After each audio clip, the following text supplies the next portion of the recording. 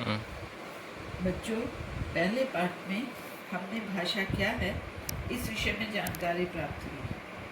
आज हम मुख से निकलने वाली ध्वनि या आवाज़ों के विषय में पढ़ेंगे। जब हम बोलते हैं तो हमारे मुख से आवाज़ या ध्वनि निकलती है, उसे अक्षर कहते हैं। इन्हीं ध्वनियों के लिखित रूप को वर्ण या अक्षर कहा जाता है।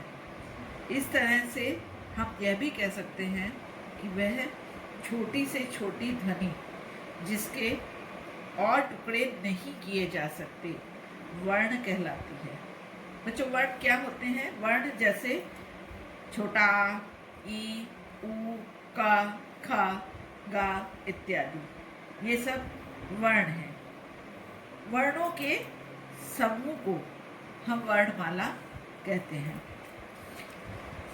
बच्चों, किसी भी भाषा का अस्तित्व उसके अक्षरों या वर्णों पर ही निर्भर करता है। बिना अक्षरों या वर्णों के भाषा की कल्पना नहीं की जा सकती। अब हम बात करते हैं वर्ण के भेद की। वर्ण के दो भेद होते हैं। पहला वर्ण का भेद है स्वर। जिन वर्णों के उच्चारण में किसी अन्य वर्ण की सहायता नहीं लेनी पड़ती उसे हम स्वर कहते हैं, और स्वर जो है वो स्वतंत्र रूप से बोले जाते हैं। हिंदी भाषा में 11 स्वर हैं। दूसरा है व्यंजन। जिन वर्णों के उच्चारण में स्वरों की सहायता ली जाती है उन्हें व्यंजन कहते हैं। हिंदी वर्णमाला में कुल 39 व्यंजन होते हैं। इसके अतिरिक्त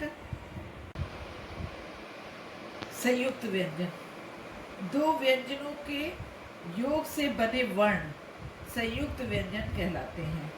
इन व्यंजनों की संख्या 4 होती है, जैसे का प्लस शा, छा, ता प्लस रा, त्रा, जा प्लस अणा, ज्ञा और शा प्लस रा, श्र।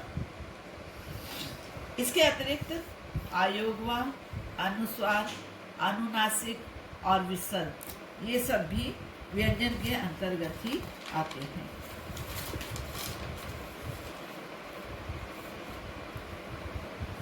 ध्वनि चिन्हों के द्वारा ही भाषा का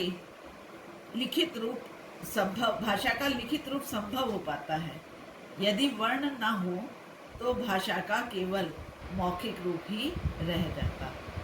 तो बच्चों, आज हमने इस पाठ के माध्यम से क्या सीखा कि वर्ण किसे कहते हैं। वर्ण वह छोटी से छोटी ध्वनि जिसके और टुकड़े नहीं किए जा सकते हैं वर्ण कहलाती है। इसे हम अक्षर भी कह सकते हैं, और ये भाषा की सबसे छोटी इकाई होती है। वर्ण के कितने भेद होते हैं? वर्ण के 2 भेद होते हैं, स्वर और व्यंजन। संयुक्त व्यंजन किसे कहते हैं? 2 व्यंजनों के योग से बने वर्ण संयुक्त व्यंजन कहलाते हैं।